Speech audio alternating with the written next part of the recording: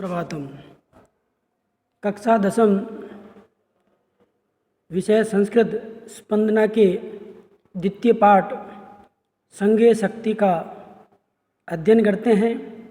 आइए द्वितीय पाठ के बारे में चर्चा करते हैं। नीति साहित्य हितोपदेश अन्यतम ग्रंथ है, अर्थात नीति कथा साहित्य में हितोपदेश अनुपम ग्रंथ है। एव ही श्रूयते नारायण शर्मा नामा पंडित है, पाटलिपुत्राधिपते सुता नीति शास्त्रम बोधयितुम ग्रंथम रचयामास। इस प्रकार सुना जाता है, नारायण शर्मा नामक के पंडित ने पटना के राजकुमारों को नीति शास्त्र का ज्ञान कराने के लिए इस ग्रंथ की रचना की है।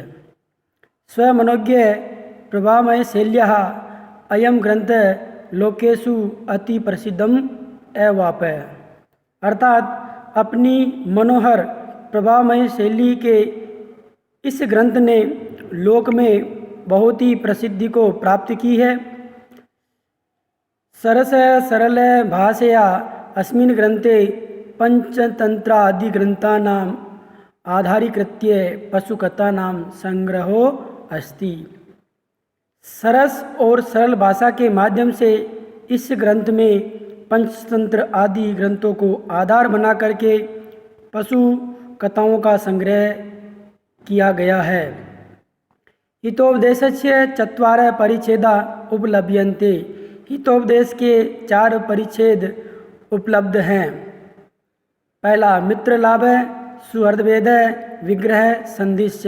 तो पहला मित्र लाभ, सुहृद भेद, विग्रह और चौथा संधि है। तो आइए परिचय, पाठ का परिचय भी समझते हैं। प्रस्तुतो अयम पाठ मित्र लाभ परिच्छेदस्य प्रथम कथाया संपादितो असो विद्यते। प्रस्तुत पाठ मित्र लाभ परिच्छेद की पहली कथा का संपादित अंश है। अस्मिन् पाठे गुरूणाम अवज्ञाया एकीभूयकृत्य प्रयासस्य च फलं वर्णितम् अस्ति। इस पाठ में बड़ों की उपेक्षा का और एकजुट प्रयास का फल वर्णित है।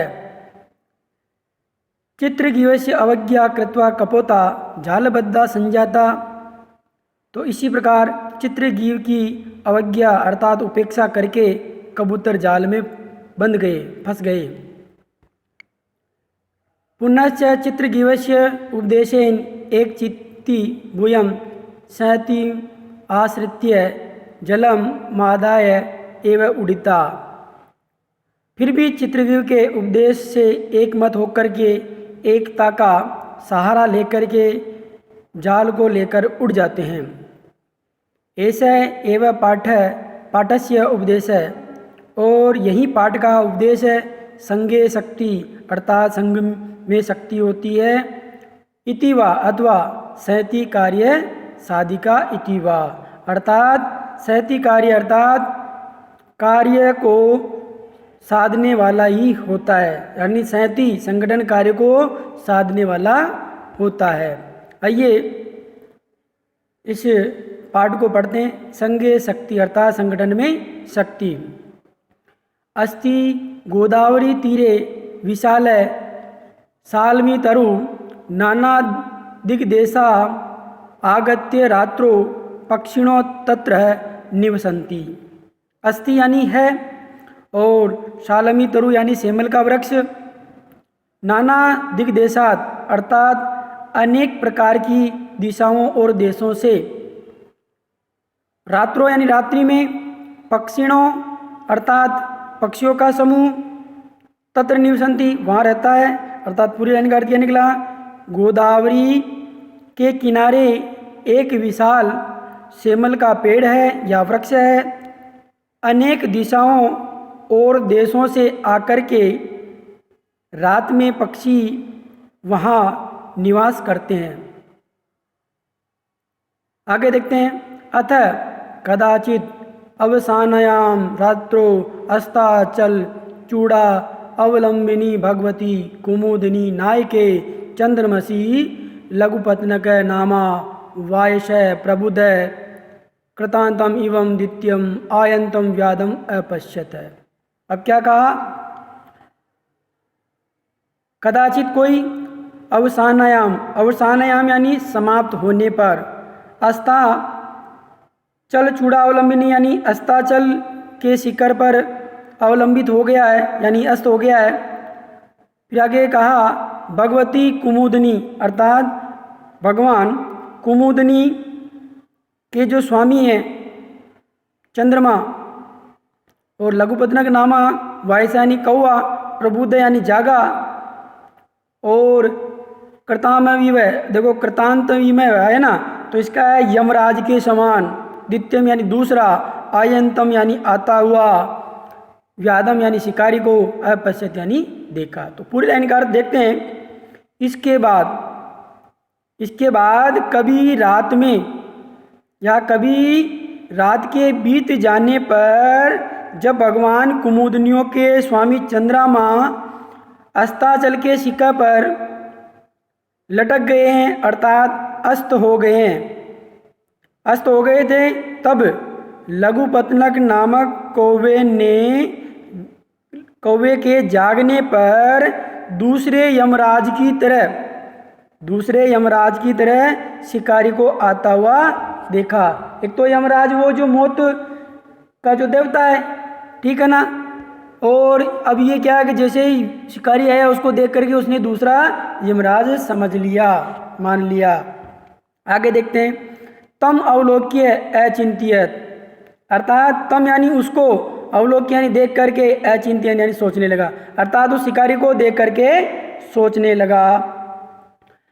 अद्य प्रातरेव अनिष्ट दर्शनम जाता है, न जाने किम अनभिमतम दृश्यति, अतः तद अनुसरण कर्मेण व्याकुलश्च चलति।